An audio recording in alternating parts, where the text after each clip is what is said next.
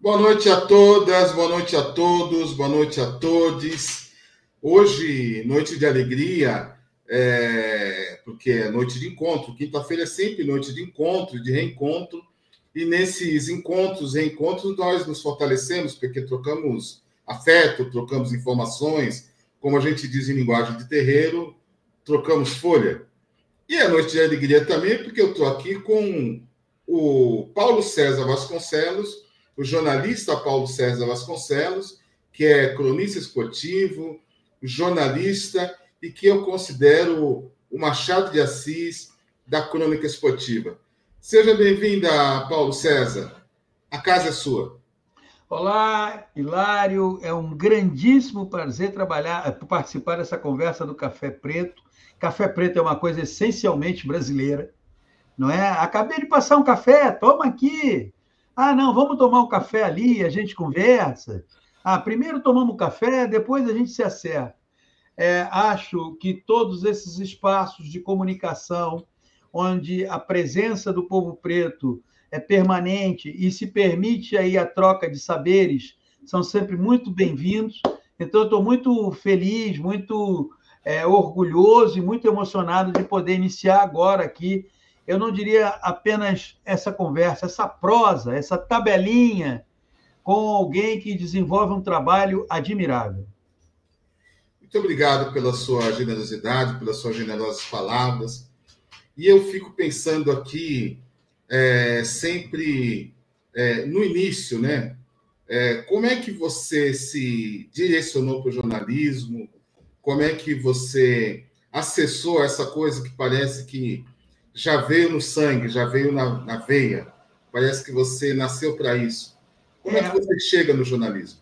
Então, eu tive uma influência familiar, que foi o meu tio, Sebastião Pereira, inclusive repórter, jornalista, né, repórter, foi o primeiro editor negro de um jornal popular que ainda existe no Rio de Janeiro, chamado O Dia. Ele foi editor de esportes de O Dia.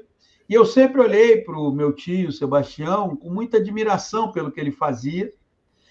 Some-se a isso o gosto que eu sempre tive pela leitura, estimulado especialmente pela minha mãe, Dona Edmeia. Eu sempre gostei de ler, sempre gostei de escrever e sempre gostei de observar. Eu acho que essa soma de desejos, de anseios, elas me impulsionaram a seguir a carreira de jornalista, certamente.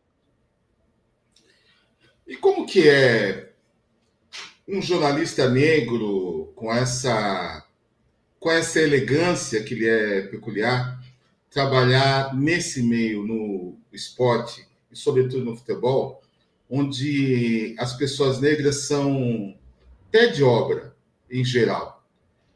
Não são pessoas que estão no lugar de pensar, de criar estratégia, de comunicar. Como é que você se sente nesse meio? Olha, eu percebo, assim, primeiro vou falar um pouco do futebol e depois falar do jornalismo. O futebol, que é um esporte inclusivo, né, que é um esporte que talvez seja, entre as modalidades, aquele que tem muita proximidade com o que é a vida, porque é um esporte que você não tem controle, é um esporte que o pior pode ganhar do melhor, e é um esporte que todos podem praticar, não é? Você pode fazer um time, de repente, em que todos os jogadores têm lá 1,50 m contra um outro time, e o time com 1,50 m vai vencer num jogo de futebol, que é muito difícil acontecer no vôlei e no basquete. Mas o futebol, ele entende que o papel do povo preto é, como você bem observou, de pé de obra. Não é de estratégia, e não apenas nesse aspecto. Há um processo de exclusão que a mim dói muito, que é quando eu vejo os times entrando em campo e dificilmente você tem mascotes, crianças do povo preto. Ali já começa o primeiro passo da exclusão, e aquilo deve doer muito nessa criança do povo preto, porque ela percebe o quanto ela é excluída. E na medida em que nós estamos passando cada vez mais por um processo de embranquecimento dos estádios e de alijamento das classes menos favorecidas, e é óbvio que o povo preto é representativo nessas classes menos favorecidas, já tem a primeira ferida. Depois, se você olhar, tem jogo quarta, tem jogo quinta, tem jogo sábado, tem jogo domingo. O jogador se machuca, não tem um médico do povo preto, uma médica do povo preto. E executivo também não tem. Então, o futebol ainda tem muita dificuldade de abrir espaços que não sejam de pé de obra para o povo preto. Agora eu vou para o jornalismo. Eu sou jornalista praticamente há 5 décadas. Eu já passei por todas as funções e atividades dentro do jornalismo. Eu comecei num jornal que já não existe há muito tempo, chamado Luta Democrática. Depois fui trabalhando como repórter. Desde 1990 até 2015, eu trabalhei como executivo em empresas de comunicação. Eu posso te dizer com autoridade, não é com segurança só, com autoridade, que é um processo muito difícil, porque você o tempo inteiro está tendo que se afirmar, você o tempo inteiro vai saber que estão te olhando com desconfiança e muita gente vai te desqualificar. E o processo de desqualificação é feito das maneiras mais diversas. E você vai ter que passar por tudo isso, sabendo, inclusive, que a tolerância para alguns não será exercida com você. Isso não é fácil, né? Não. Eu vejo, por exemplo, no futebol, comentaristas, quando vem um jogador negro, tendo um pouco mais de habilidade e tal, normalmente se elogia a força. Ele é muito forte. Ele é muito forte. Não, ele é bom de bola. Ele tem habilidade, né? Mas é muito difícil sair desse lugar, né? E imagino que para você, que é um homem preto, observar esse tipo de coisa, precisa saber como lidar com essas situações, né? Há uma questão que associa-se muito, vamos falar primeiro dos homens do povo preto, sempre uma questão de virilidade, força, não é? E assim, reduz-se ou pouco se fala da capacidade dele de pensar. Eu vou citar um jogador para você, que não é nem um jogador brasileiro. Para mim, um dos melhores atacantes que o futebol no mundo produziu, digamos, nessa segunda década do século XXI, é o Lukaku, o belga. O Lukaku é uma combinação de força, sim, ele é forte, mas com cérebro, raciocínio. E, no entanto, quando se fala do Lukaku, só se fala da força. E, no entanto, o Ibrahimovic, eu não estou querendo comparar, estou só dizendo o seguinte, o Ibrahimovic, baita atacante, ninguém pode questionar a sua capacidade, mas sempre foi destacado a capacidade técnica, o refinamento. Do Lukaku, poxa, ele é forte, ele arranca, e aí, mas não, o Lukaku não pensa. Por quê? Porque essa é uma questão, quem nos ouve aqui no Café Preto, muito, muito presente no observar do comportamento do jogador de futebol preto. Coloca-se sempre a força física à frente do pensar, à frente do elaborar a jogada, do conhecimento do jogo. Isso sempre é colocado em segundo plano, porque à frente está a força física. Infelizmente é assim. Obviamente, muita gente não gosta hoje do Pelé, porque o Pelé é a imagem, é a corporificação dessa inteligência, né? Sim, sim. Dessa inteligência. Muito forte. Mas a corporificação da inteligência, da disciplina para treinar, para fazer as coisas. Como é que você vê o Pelé? Qual que é a sua opinião sobre o Pelé? Pelé foi... essa é uma questão que eu acho que a gente tem sempre que falar pelo seguinte. Criou-se uma imagem de que o Pelé era um alienado, né? Criou-se essa imagem. Mas vamos fazer um exercício aqui de memória. Como era aquela imprensa daquela época? Era formada por quem? por homens brancos. Os homens brancos vão sempre olhar e falar que o Pelé é isso, o Pelé é aquilo. Vamos voltar no tempo. Eu estava no Maracanã quando o Pelé fez o 1000º gol. Fui levado pelo meu pai e vi o Pelé fazer o 1000º gol. Novembro de 1969. O Brasil vivia uma ditadura militar. O Pelé vai, faz o 1000º gol, é erguido, fala das crianças que estão na rua, desassistidas, abandonadas. Pois bem, a declaração à época foi minimizada, ironizada, e, no entanto, os tataranetos daquelas crianças continuam nas ruas nesse Brasil de hoje. E ninguém fez nada por elas, né? Preferiu-se, ao invés de discutir o que o maior jogador do mundo falou, preferiu-se desqualificar. Quando o Pelé disse que o povo preto tinha que olhar quem é candidato do povo preto, escolher deputado preto, deputada preta. Escolhe um candidato do povo preto, porque a representação lá era menor. Fez-se um contorcionismo para dizer que o Pelé estava afirmando que o brasileiro não sabia votar. Quando ele disse, na verdade, o seguinte: temos que escolher melhor, nós temos que ver candidatos que representem o povo preto. Não foi isso. O Pelé posou com uma camisa pela campanha das diretas. Essa foto ficou oculta.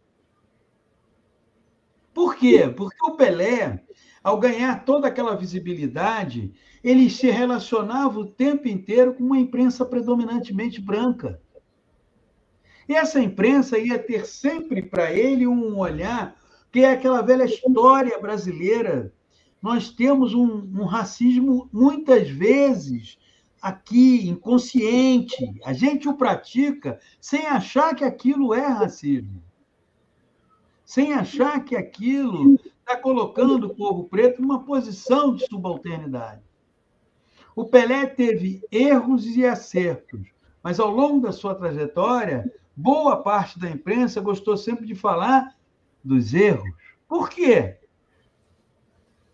Porque a régua para avaliar aquele homem preto, ela tinha que ser mais rigorosa. Não existiu e não existirá no Brasil uma personalidade mundial como foi o Pelé. Não existirá. E, ao mesmo tempo, cobrou-se, e até hoje, às vezes, há discussões em que se cobra uma perfeição. Ora, alguém é perfeito? Alguém é ilibado? Alguém não comete deslize? Vamos combinar, né, Hilário? Com o Pelé, a régua sempre foi muito mais rigorosa. Agora, tem que contextualizar, de uma imprensa predominantemente branca.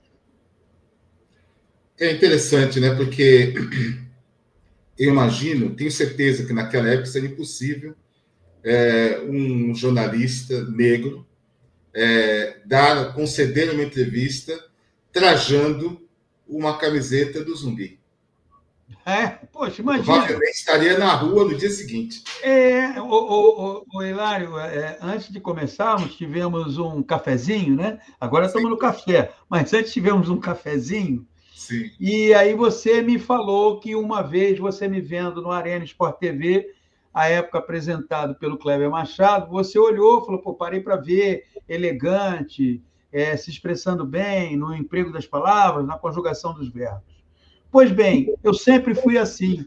Agora, o tempo inteiro, muitas vezes, sabe o que eu ouvi, Lá? Pô, mas esse cara é marrento, hein? Esse cara é arrogante, hein? Pô, esse cara é cheio. Por quê? Porque eu sou preto. Ninguém iria dizer isso de um jornalista branco. Exatamente. Entende? Exatamente. Agora, o jornalista branco, há uma liberalidade. Para o jornalista preto que gosta de se vestir bem, eu sou orgulhosamente filho de uma costureira e filho de um pai também que gostava de se vestir bem. Para esse jornalista, olha, pô, ele é arrogante, marrento, olha lá, senta cruzando as pernas. Pô, o que é isso? É isso. São cenas do dia a dia, dos preconceitos brasileiros. E o pior de tudo, por cínico, por dissimulado, o preconceito no Brasil tem uma alta dose de perversidade. Sim. Sim. Infelizmente, é o tempo todo, né? É 100% do tempo. Fazendo muito essas duas coisas, né? A desumanização, quando você fala, por exemplo, do jogador de futebol muito habilidoso, que é muito mais forte do que habilidoso, assim como se fosse um boi de puxar carro de boi. Né? E da outra forma de desumanização é exigindo uma perfeição que é inumana. E aí é imperfeito. Então, e aí é que tem uma coisa muito interessante pelo seguinte: embora não dito e não publicado, estabeleceram para nós um código de conduta. Exatamente. De como sentar, como se vestir, como se expressar.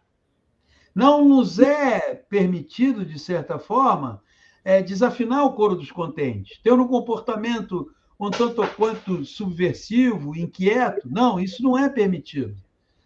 Porque quando a gente sai desses comportamentos estabelecidos, nós somos chamados de arrogante, prepotente, marrento, porque nós temos que ser controlados. Os nossos erros são considerados, como é que pode? Olha lá o que ele fez.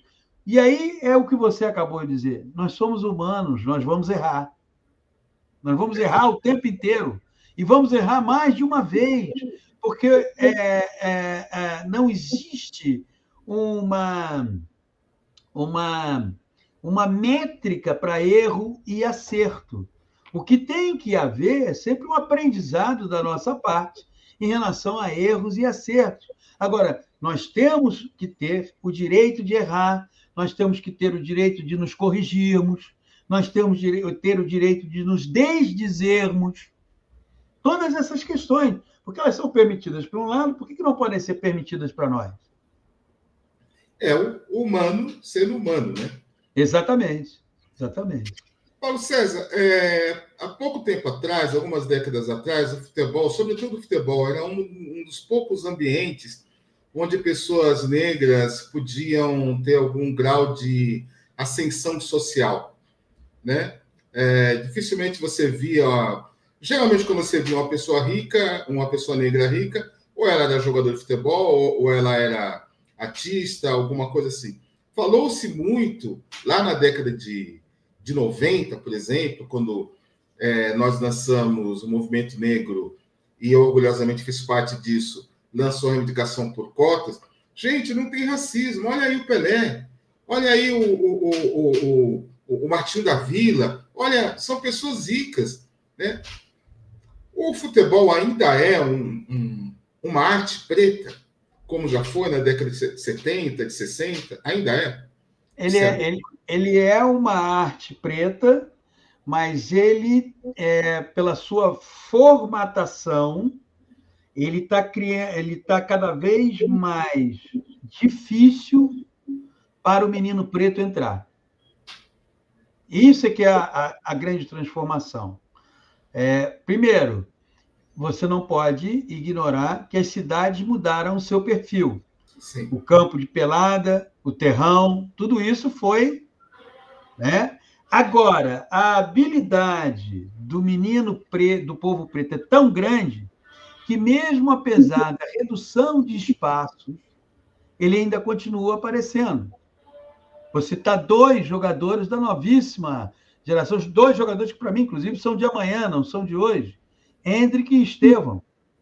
O Corinthians está tendo agora o Guinegão, que está aparecendo. Sim. Não é? Então, é assim, nos anos 60, tinha um verso de um samba que eu acho que ele se aplica muito para determinadas situações, que dizia que o samba agoniza, mas não morre. Não é? E eu acho que muitas vezes é isso. A estrutura das grandes cidades, a mudança do perfil das relações nas periferias, porque houve uma época nas periferias, nas favelas, em que a criança jogava bola, jogava futebol com 7, com 8, com 9, com 10 anos. Hoje em dia, em função da desestruturação social cada vez, dessa desigualdade social, muitas vezes essas crianças estão indo para outro tipo de atividade em que a bola, o jogo da bola, fica em terceiro, quarto plano. Mas ainda é uma arte preta, sim. Ainda é uma arte preta. E posso só te falar uma coisa? Não deixará de ser. Não deixará de ser. Sabe por quê? Porque a cultura é preta. A cultura, de forma geral, ela é preta. Há um filme do Spike Lee, acho que o primeiro filme dele, se não me engano, chamado Do the Right Thing, Faça a Coisa Certa. Faça a Coisa Certa. Em que tem uma cena na pizzaria em que o dono é um italiano e o dono é aquele cara que vive em constante conflito. A pizzaria no Harlem, com constante conflito com os negros que frequentam a pizzaria. E aí, uma hora, tem uma cena, porque a pizzaria é decorada com atletas por quem o dono da pizzaria tem admiração. Todos esses atletas são do povo preto e um personagem fala isso para ele. A arte é preta. A arte, a produção da arte. Você olha o jazz americano, você olha o samba no Brasil. Eu não estou querendo pregar com isso, dizer com isso que o branco não tem talento, não é nada disso que eu estou falando. Estou dizendo o seguinte: a contribuição do povo preto nas artes, e o futebol é uma arte, ela é altamente expressiva. Ela é condutora da visibilidade que qualquer tipo de arte conseguiu no mundo. Eu estava esses dias conversando com uma pessoa, ela falou assim, puxa, você é um cara que gosta tanto de pensar, gosta de ler, então, você ainda assiste futebol? Aí eu falei para a pessoa assim, presta atenção numa coisa, o futebol é uma das poucas oportunidades, se não for a única, de você ver um garoto, um homem preto, sorrindo, feliz e comemorando quando, por exemplo, faz um gol. Normalmente, quando um homem preto aparece na TV, não é numa posição feliz. Somente no futebol isso pode ocorrer. E que você fez uma fala quando o Luiz Henrique acabou com o jogo na seleção brasileira. Né? O Luiz Henrique acabou com o jogo, que é um jogador tremendo, né? Um cara que faz a diferença, bom de bola. Eu queria que você falasse um pouco desse aspecto, né? Dessa identidade. Isso, trabalhando há tantos anos com futebol, isso ainda te emociona, ainda mexe com você, quando você vê o Luiz Henrique fazer o que fez? Muito, né? Porque existe um processo de robotização do futebol acentuadamente nas divisões de base, né? Ao invés de você estimular a prática da intuição, e isso não significa que você tenha que ignorar conceitos do jogo, né? O Luiz Henrique ele traz de volta para o futebol brasileiro uma palavra que é nossa e que olhares outros, especialmente olhares influenciados de maneira muito forte pelo continente europeu, querem tirar. A ginga faz parte do jogo. O gingar. A capoeira do jogo. É a capoeira do jogo. A capoeira é brasileira, né? Começou na Bahia, veio da África, e a ginga é o jogo. O Luiz Henrique traz a ginga. O Luiz Henrique baila para um lado, baila para o outro, tenta o drible, ele não robotiza o jogo, ele é subversivo no jogo e o nosso jogo precisa de subversão. Uma das coisas que mais me incomoda no futebol atual é quando eu vejo um jogador da nova geração que ele recebe uma bola pelo lado do campo, o marcador está à frente, mas entre pegar essa bola, se lembrar do que escreveu Guimarães Rosa, do que a vida da gente quer é coragem, e partir para cima do adversário, ele toca para o cara que está ali e fica ali. Ele carimba o jogo, não é para carimbar. O Luiz Henrique, ele pega, tentou uma, tentou duas, e tomara que ele sirva de referência para outros jogadores. Mas ele é a síntese do que nós sempre tivemos, e em nome de uma europeização, e em nome de uma obsessão em vender pé de obra, a gente está colocando em segundo plano. Aí, inevitavelmente, a gente lembra do Vini Júnior. O Vini Júnior perdeu um pouco do brilho? na sua opinião? Não, eu acho que a fase pela qual ele está passando é absolutamente normal. E a gente tem que estar muito atento a isso, Hilário. Porque a régua para ele é muito forte, sabe por quê? Por tudo que ele está representando fora do campo. Não é?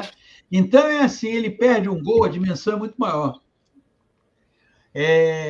O Vini, ele tem uma importância para a geração dele, para a geração que está vindo depois da dele, e para mim, um homem preto de 68 anos, porque ele empodera. Ele está trazendo para o futebol uma discussão. Ah, ele vai oscilar? Vai. Ele vai jogar mal? Vai. E ele tem esse direito que todo mundo tem. Como o Cristiano Ronaldo tem o direito de jogar mal. O Messi precisou de 5 Copas para ganhar uma. Ah, sofreu? Sofreu. Sim. Sofreu, porque faz parte da vida.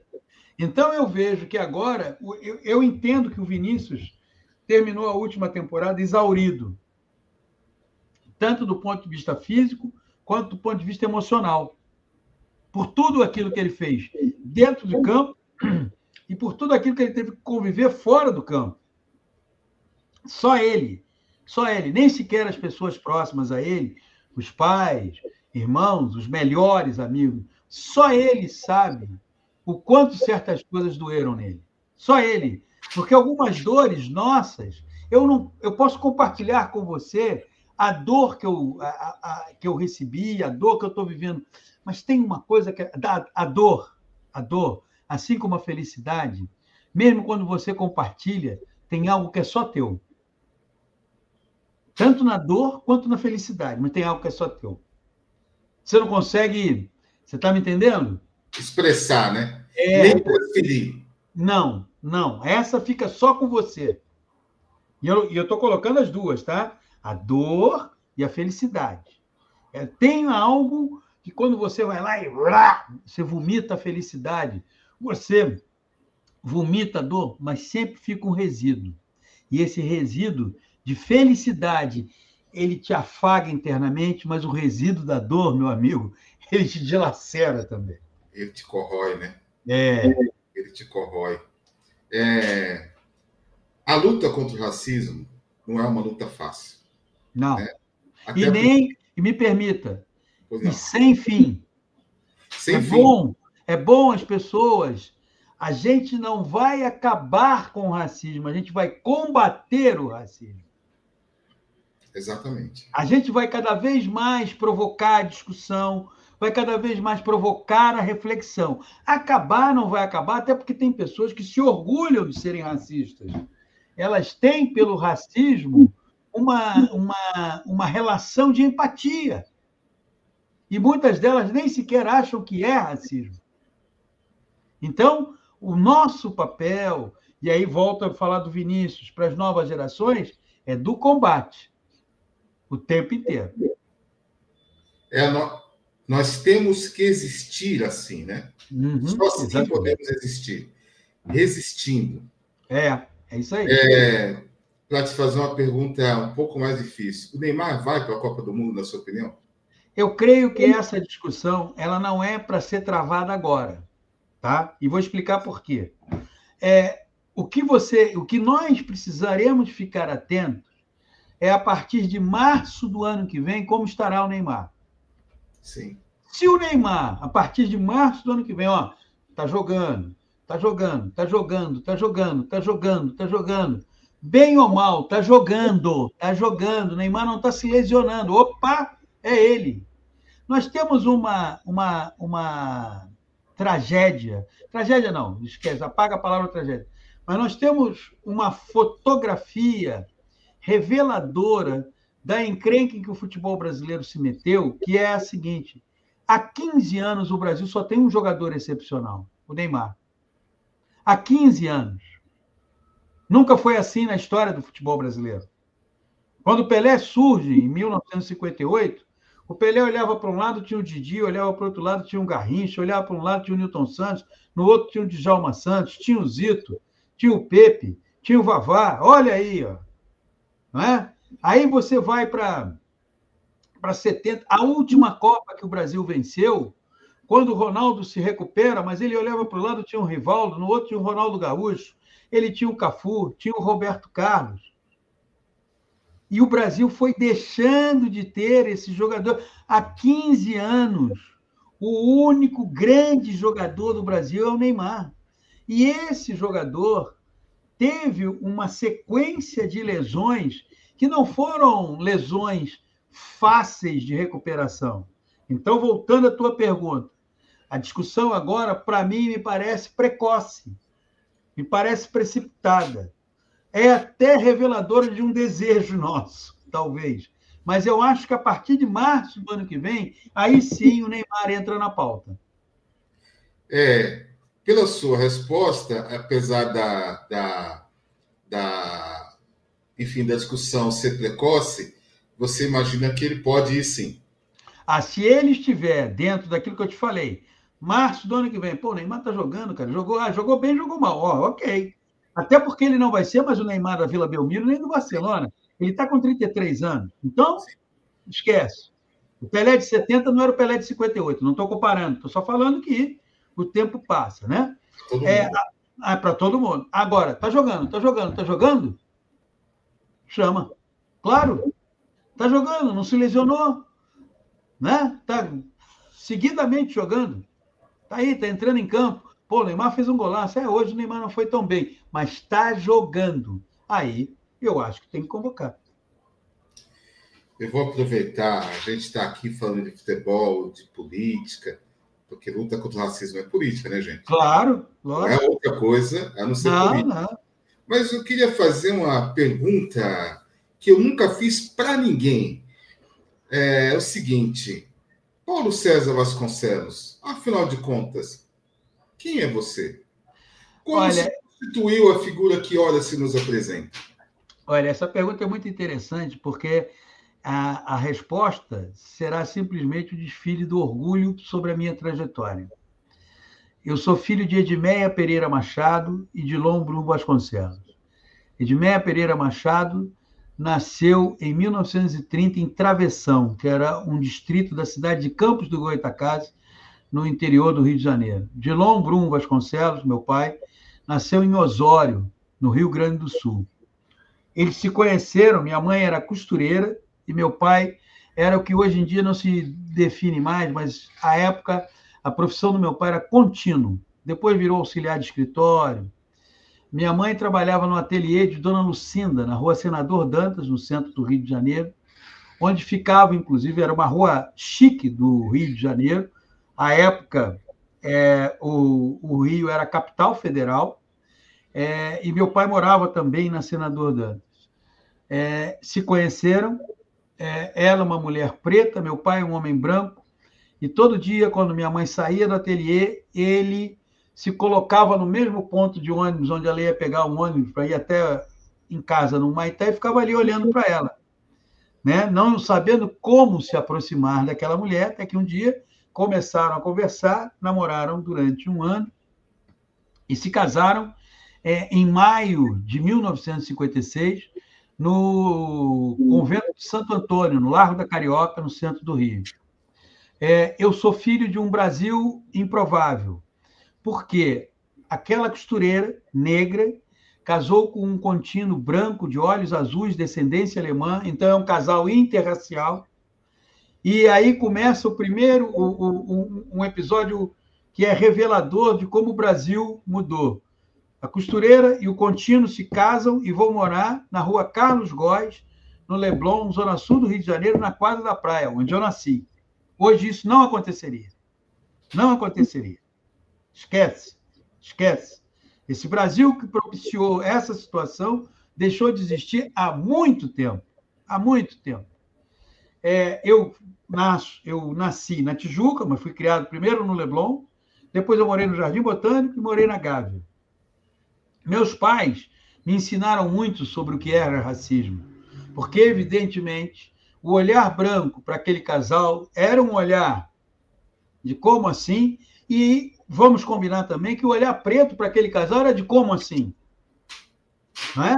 Porque casamentos interraciais àquela época eram raríssimos, raríssimos. E um casal interracial sofria as mais variadas formas de racismo. Minha mãe, costureira de classe média alta na Zona Sul do Rio de Janeiro, batalhou para que eu conseguisse uma bolsa de estudos. Eu fiz o primário em colégio público, depois o ginásio e científico em colégio particular com bolsa de estudos.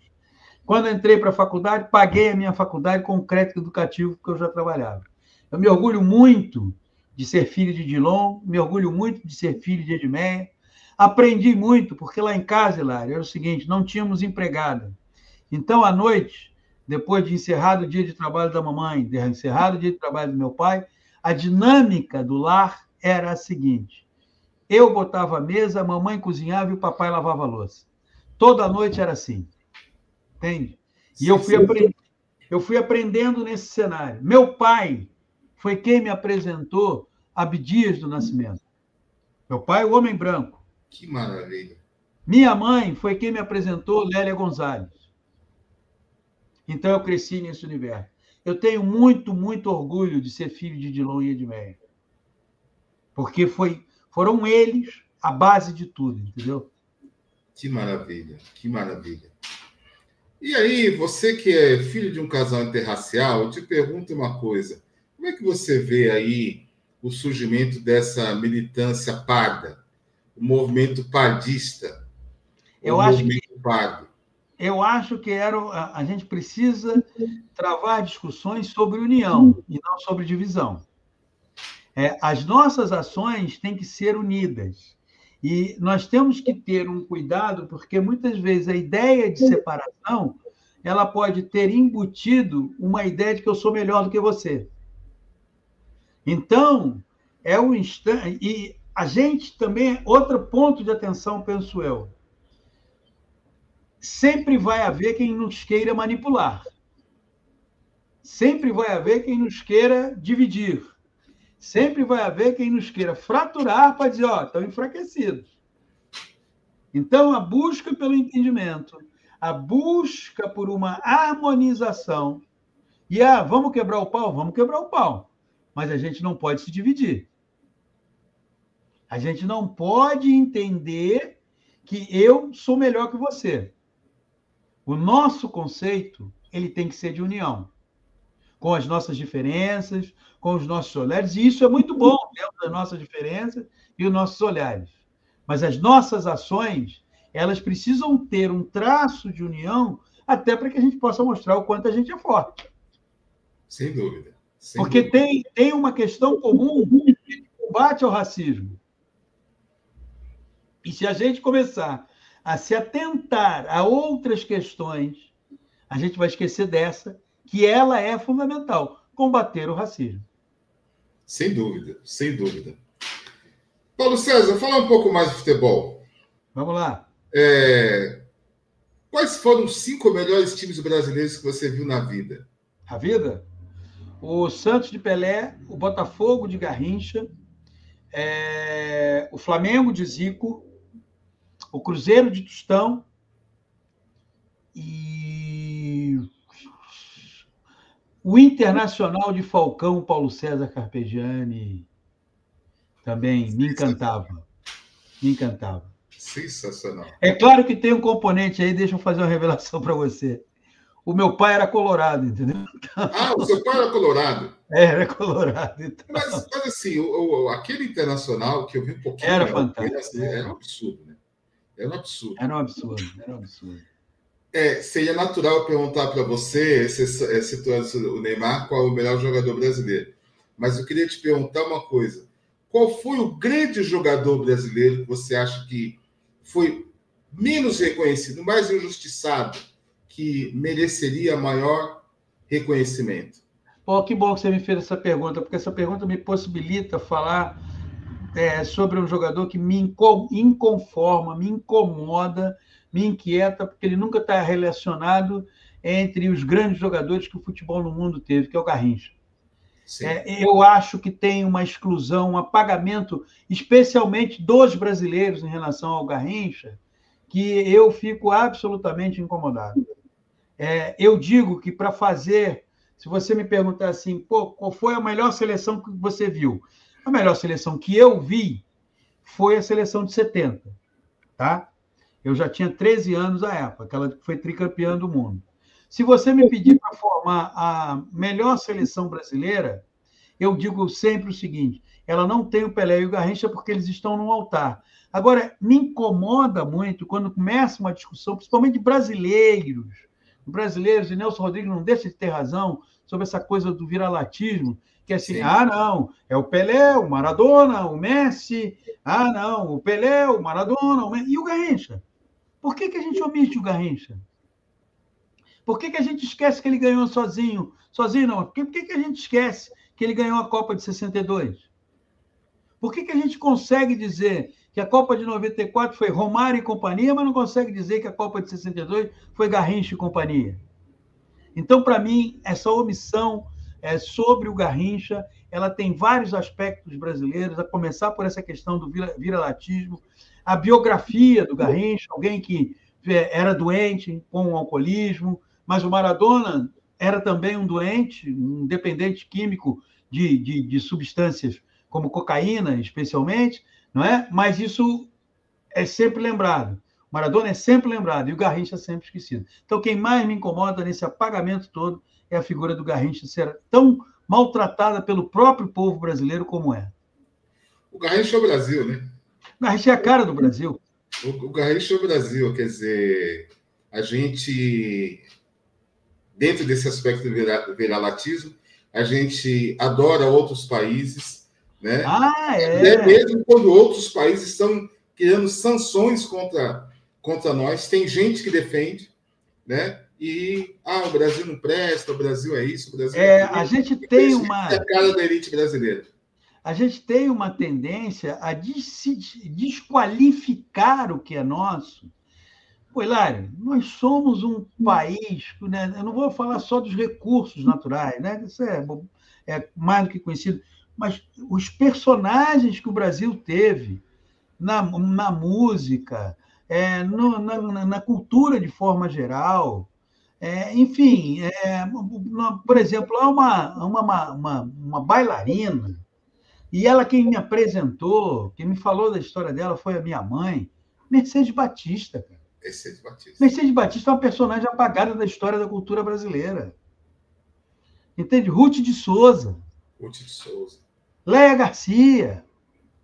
Entende? Olha, e aí não, esquecido, e isso se dá das mais variadas formas. O brasileiro, quando Nelson Rodrigues, que se tivesse nascido na Inglaterra, já teria Sir. Nelson Rodrigues falou do viralatismo brasileiro, ele estava 100% coberto de razão. Acho que ele nunca acertou tanto. Acho que ele nunca acertou tanto. Mas tem uma personagem que eu acho que incorpora bem essa coisa do Brasil, que é a Carolina Maria de Jesus. Sim, Carolina Maria de Jesus.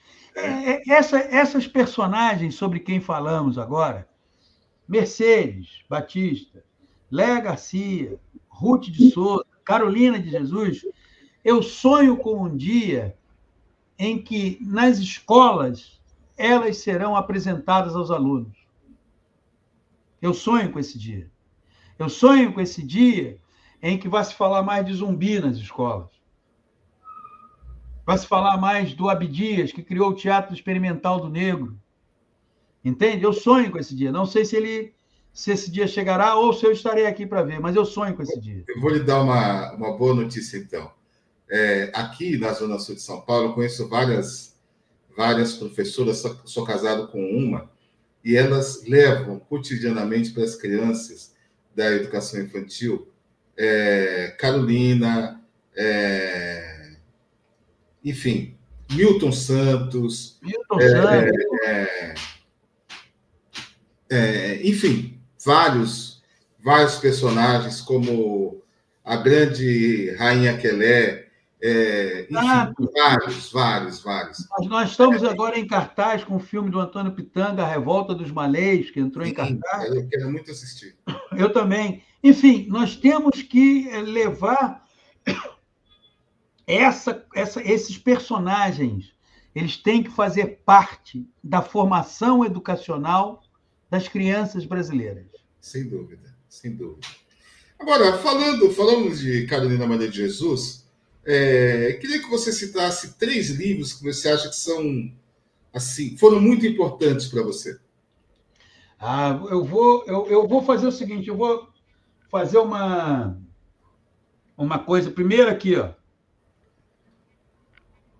Fascismo de Cor, Muniz Sodré. Sodré. Jamila Ribeiro, Pequeno Manual Antirracista.